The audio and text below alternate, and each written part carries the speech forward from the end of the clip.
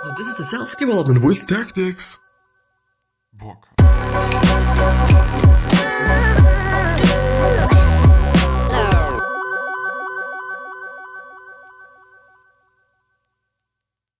So, this one's going to be again about super thinking, and this might also be the last episode. It depends on how fast we're going to be today. And afterwards, we're going to go through either some Reddit questions or some core questions or some funny pictures, I guess, and or maybe I'm just able to come up with something to talk about. But yeah, more after the intro, as always.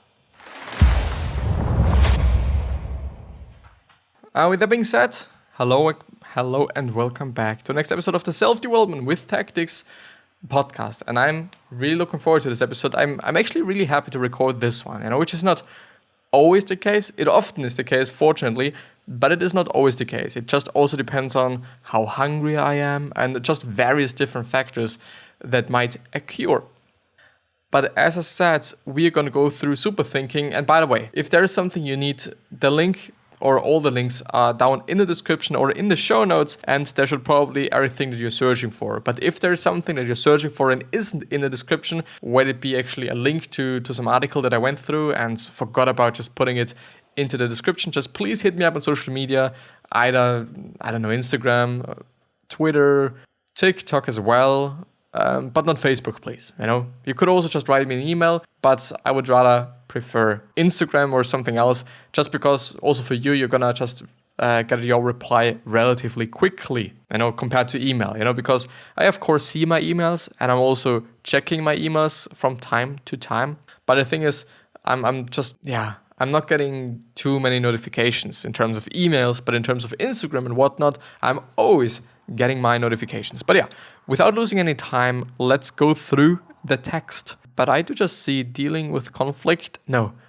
The past few days we've been able to just come up with or just go through. People are not interchangeable. They come from a variety of backgrounds and with a varied set of personalities, strengths and goals. To be the best manager, you must manage to the person, accounting for each individual's unique set of characteristics and current challenges. To be the best manager, you must manage to the person. We are not managing the persons or the people, we are managing to the person, or you must manage to the person, which I guess just means that you basically have to do everything so that the person is able to work, which is also one of the reasons why I quite often talk about if you're a leader, then you're basically working for your employees. And it's not vice versa. It's not the other way around, even though a lot of people think it is the case. But if you're a leader and if you're somebody that is if you're a leader and or the CEO of a company or something like that,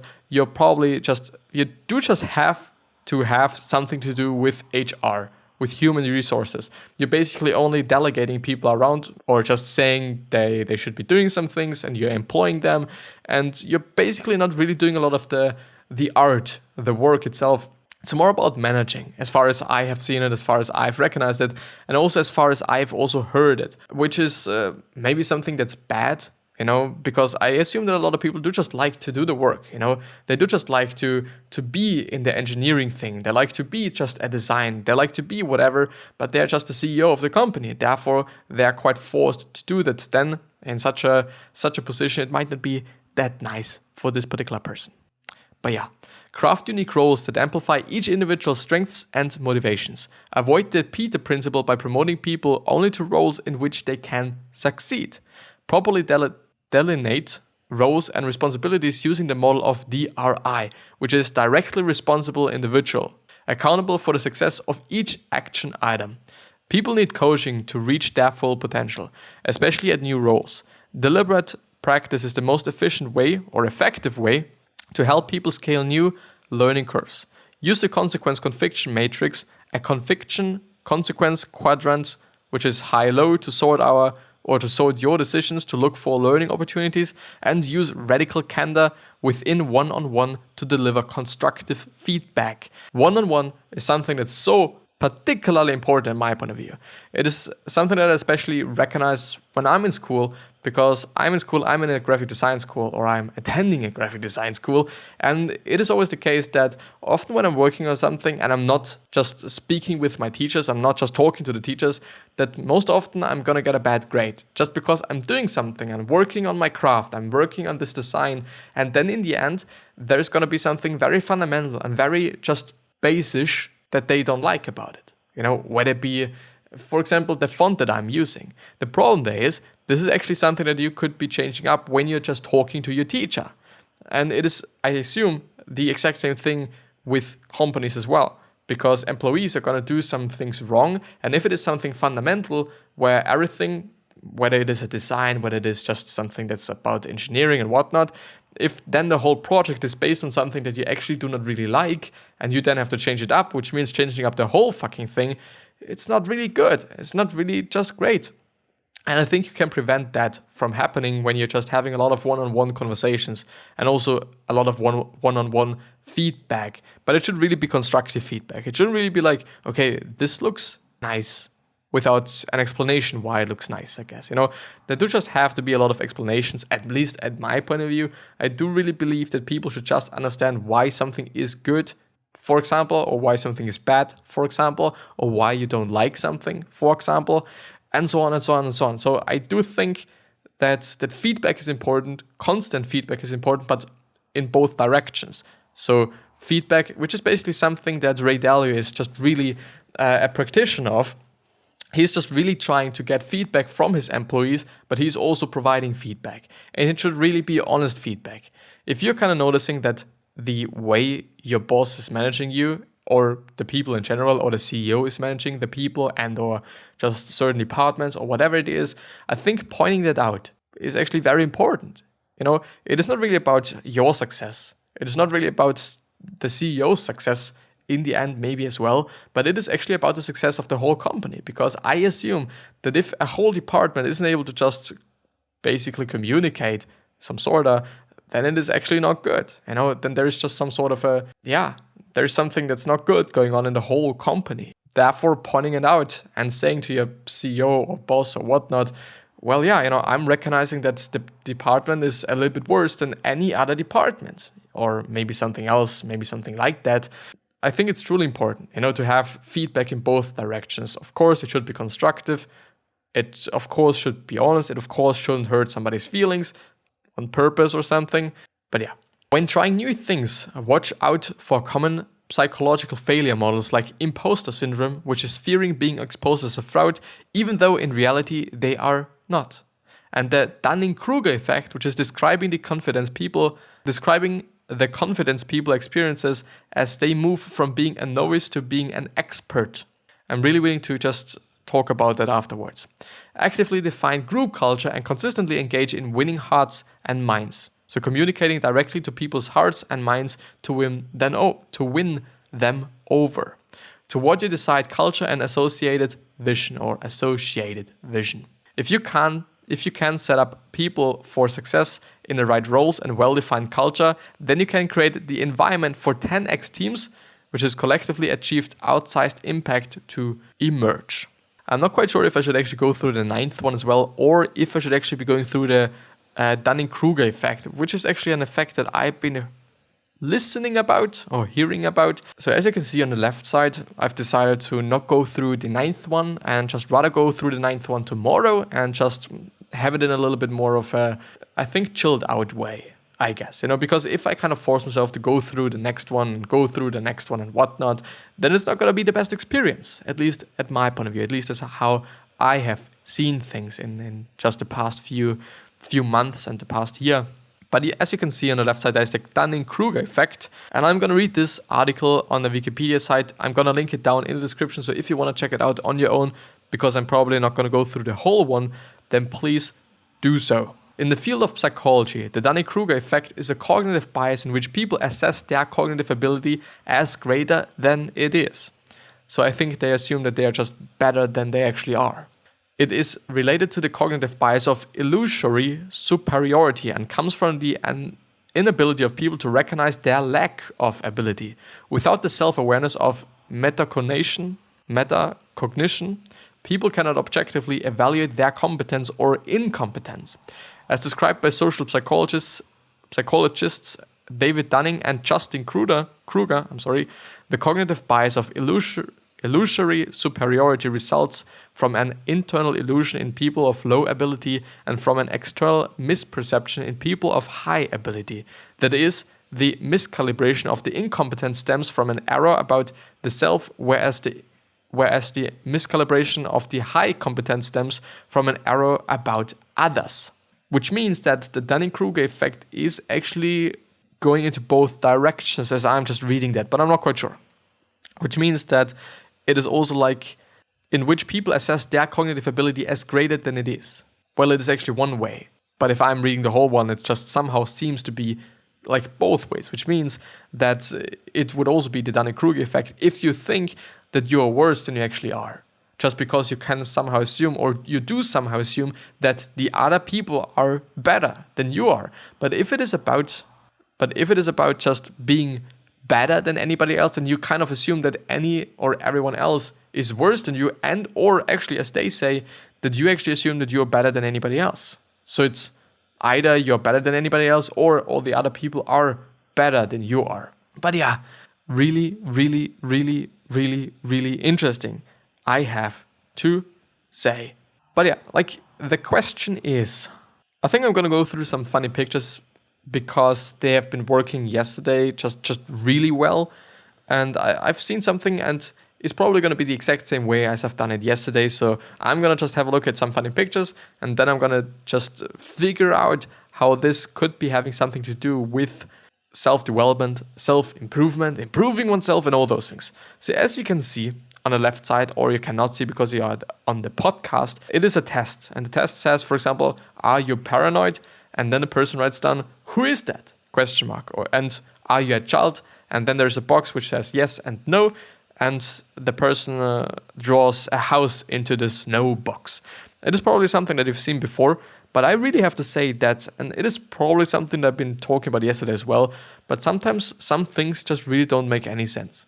It doesn't necessarily have to be the case that it does make sense for everybody or for anyone or for everyone, but often it is the case that some things just don't matter for you or don't matter to you and don't make any sense for you, just specifically for you. It is not about anybody else, it is about you now. And I do really have to say that doing something then in a different way is totally fucking fine. If it is just not working for you in this particular way that the person is giving you, or the person is saying that you should be doing it in such a way, but it is really not working for you. Whether it is about learning, whether it is about just doing something, whether it is about, for example, designing something. You know, if I'm designing something and my teacher says, okay, you should be doing this in that way and that way and that way, and I kind of feel like, well, I would rather do it in this way just because I'm way faster and way more efficient and it is just working better for me.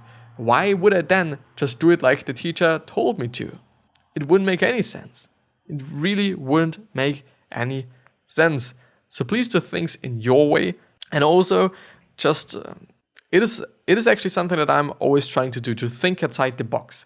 And I honestly have to say that it is, at my point of view at least, in my point of view, it's a very interesting and also important skill to have. You know, when you're able to just think about things in a different perspective. For example, like, I know, just who came up with this? Are you paranoid? Who is that? It is actually something pretty smart and pretty creative at my point of view. And ideas are something that are incredibly important, you know, especially for a lot of companies. Ideas just are going to be the fucking base of an advertising campaign, just structure in a whole company. Just all different kinds of things just really rely on good ideas. The thing is, of course, you also have to execute on them. Like, this is just, the first point is going to be have an idea, have a great idea, and then the next one's going to be executing on it. If you're not executing on it, then it's just not going to work, or it's not going to just lead to something. But if you're not having an idea, then you're just also not really able to work on something or execute on something. This one really made me laugh, to be honest. I do hope that you're able to see it quite fine, or actually not. It's going to load once again. So there's on the left side of the screen, you're having a tap. I don't know what it's called, like the thing where the water runs out of. In the tap, you're having this kind of thing, and there's basically, most often at least, some sort of rotating mechanism so that you can actually let the water pour out of this certain thing, which I don't know what it is called. The thing is, which is actually pretty funny. Like the first time I've seen it, it was really funny. Now it's like, okay, But he's pouring, or the turning mechanism is actually what normally it's called the faucet or faucet, water tap water, the dripping tap. I think it's called tap, but I'm not quite sure. I always thought that it is the whole thing, but I'm not quite sure. So they replaced the mechanism that's rotating with the tap itself. So the mechanism that is rotating is basically then where the water comes out of. And it is really funny and it is really cool. And I just noticed that explaining it is just really not funny. But yeah, the thing is, the reason why I've taken this is that it is something that somehow happens to me as well, that I'm having some sort of a really surrealist idea. And surrealism is actually a pretty nice concept. And it's a pretty cool thing to think about. Like, it's basically an art form which combines certain things that do not really somehow are in a relationship within. Like, it completely doesn't make any sense most often. Like, there are two variants of surrealism. I do hope it is called like that. I'm actually not sure. But one of them is you can actually see things, which is, I guess, it's the veristic one. It's veristisch in German, so veristic, I guess. I'm not quite sure, but which means that you actually can see things. It is not really abstract. You can say, okay, this is a human being, this is a dog, this is a lion, this is something, and it basically just combines various different ideas and various different things with each other. So therefore you're gonna have a lion, and the lion is having a fish head just out of nowhere, just because. And there's, on the other hand, also the abstract surrealist or surrealism, which then is going to be just completely abstract. So absolutely abstract. And you're not going to be able to see anything. Probably some things, as I've read, you're able to just say, okay, this is a dog, maybe, but I'm not quite sure. But maybe there's going to be one or two elements that you can actually name. But the rest of it is going to be completely nonsense and completely just, unnameable. But the thing is, I've actually pointed it out, when I'm not sleeping enough, then I'm really actually able to come up with crazy ideas. And I honestly have to say that it might not even be such a bad thing to not sleep, since it actually led me to just coming up with those ideas. And I really honestly believe, even though, or especially just because the surrealists also used drugs and alcohol and other just different states of the mind to just also come up with those ideas. Because how will you actually come up with those fucking crazy ideas rather than with just drugs and whatnot? Of course, you can just be very creative and whatnot, but it just helps to elevate your mind and helps to just also expand your mind. The thing is, if I'm not sleeping, I'm really able to come up with quite a lot of ideas. Crazy ideas, some things that don't really make sense. In the end, it is often really funny, to be honest, especially in school, because I'm just thinking about so strange things actually. But I do not want you to sleep deprive yourself consciously, but maybe it is just a way to elevate your mind, to see things in a different light, by the way, if you're having depression, it's probably not going to be something that's good, since I've read somewhere, I guess, that when you're sleep deprived, then it's probably not going to be good for your mental health. Like, it's of course has something to do with my mental ability to just connect certain things and whatnot, which is either distorted by not sleeping and or is just, I think it's distorted, but this could either be in a good way and or in a bad way, but I'm not quite sure what it actually is. But yeah, so maybe you try it out, maybe this actually helps you to come up with new ideas and new things, and also automatic writing. Try it out. Maybe this is something that can help you. And now there is some sort of a comic, and it's a Batman comic, and I'm gonna show you. Robin, this is not what I meant. It's not funny. I'm gonna just look at another one.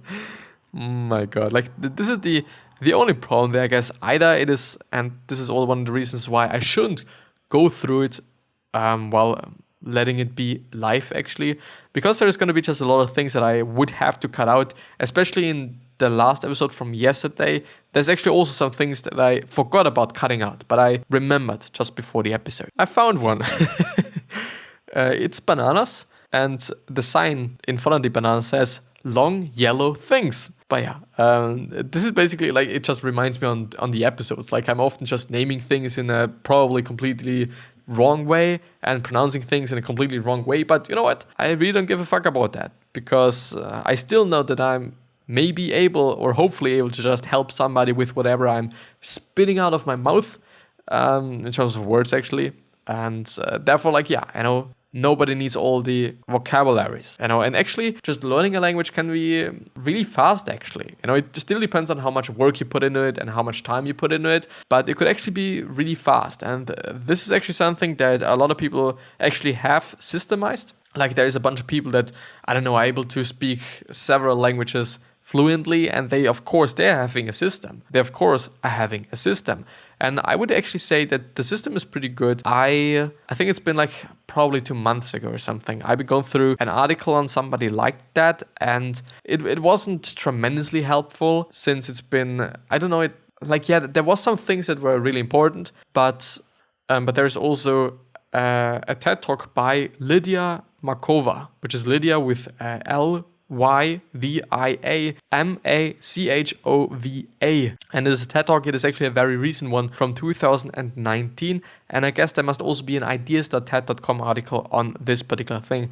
But they are called polyglots. A polyglot is a person with a command of many languages. A polyglot may also be called something else. Let's see. Multilingual, although the term is used for communities as well as individuals. Richard Hudson, a 1939 professor emeritus of linguistics at University College London, coined the term hyperpolyglot for people who know dozens of languages well. Other scholars apply blah, blah, blah, blah, blah. So these are actually incredible people, because they were able to learn languages in such a high pace actually, and such a lot of languages, Being able to do so, at my point of view, is, at this point in time, it makes sense. At this point in time, it is something that's pretty cool. Maybe you can show off with it if you want to, I guess.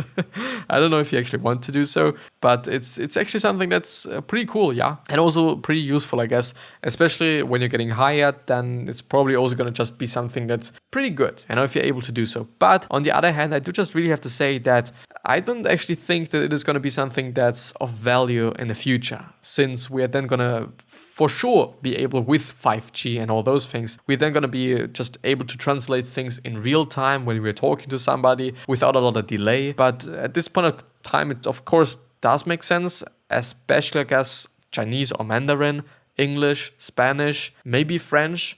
I wouldn't actually say German, since, you're able to speak English in all those German-speaking areas or all those German-speaking countries. I really don't think that there's a need for learning German, even though it might be just, I don't know, learn Spanish, French, English, Mandarin, maybe Japanese as well, but I don't know how different Japanese is from just Mandarin and or Chinese. Probably going to be quite a bunch of differences, but yeah. So I've seen this one before, but I still kind of feel like that it is funny, since, I don't know, it is just funny. It is a toilet, and there is one layer of your toilet that you're sitting on, that you're actually sitting on when you're just doing your thing, and there's also the other part that is closing up the whole toilet. And they actually kind of change it up, and so therefore the thing that you should be sitting on is on the outside, and the other thing is in the inside. Therefore, it's fucked up, basically. The thing is, I think it's I don't know, it must be last week or the week before something. I've seen that the toilet in school was broken. The thing you're closing the toilet with was broken somehow. I don't know why. Something that I just want to point out is doing the right thing and or doing the easy thing. Breaking the whole toilet or breaking this part of the toilet is probably not going to be the right thing. Maybe it is easy, since it's probably going to be fun for just the people that you're around with, and just being like, I destroyed it. I can assume that it is funny. Not that I would be doing something like that. I'm just actually trying to not do something like that. Just especially if it's about some public shit. I'm really not into breaking those things. But I can assume that it is funny.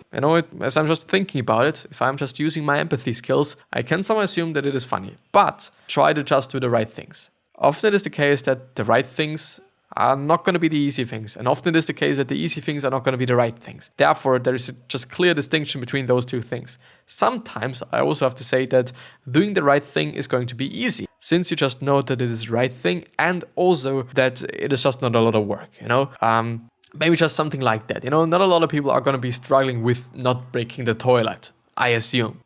If you're struggling with it, just still don't do it, please. It's just really unnecessary. And there's going to be, think about the other people that are involved in the whole thing. If you're doing something in the toilet, whether it is just making a mess or doing something else, there is just going to be somebody that has to tidy that up again. It's not going to be you probably, but it's going to be somebody else. And just think about those people, they do just want to do their work. Of course, they're going to clean the toilet and whatnot, but that job shouldn't be harder as it is. Think about it as well. Thinking about the other people and not only about oneself all the time is also something that I do want to point out, since I believe it is something that's particularly important. We often think about ourselves, but being in a communication, being in a conversation with somebody and thinking and or talking about them is probably going to do a lot of good things to you and to the conversation and to your likability as well. Because if you're talking to somebody about them, they're probably going to like that. They're probably going to like the whole conversation.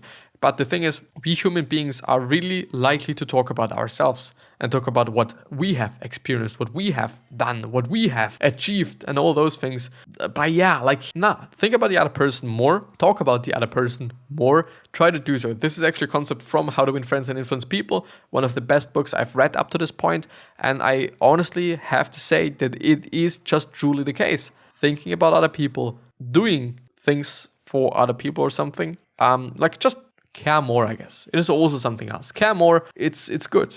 Caring more is good. But with that being said, I'm hopefully going to see you the next time, or hopefully also not, if this is actually something that you kind of need, not only for entertainment purposes and whatnot, something, because I don't know, especially when it is about some episodes when I'm talking about some things that might be having something to do with mental health things, then I really don't hope that you just need it, because I don't want you to have some mental health issues, which is kind of the main reason then. But yeah, never mind. You know what I mean. I wish you the best health, of happiness, and also success. And I also hope that you're going to remind yourself when you're going to be remembered, which basically means your legacy, which basically means that you're going to be a nice person, and then you're also going to be remembered as a nice person. On the other hand, this is a theory, basically, because it's practically not going to be just working, just because there are so many people on this planet, and there's just going to be somebody that dislikes you or maybe even hates you. 3 other questions that I'm having for you are: why are you here? What are you trying to change? And what is bothering you the most? These 3 questions are hopefully going to show you your purpose and maybe even a business idea, since a lot of companies started out with solving something that really pissed them off. And there's probably also going to be something that pisses you off and isn't solved up to this point. With that being said, going to see you the next time, and I appreciate the time that you're taking. Thanks a lot. I see you.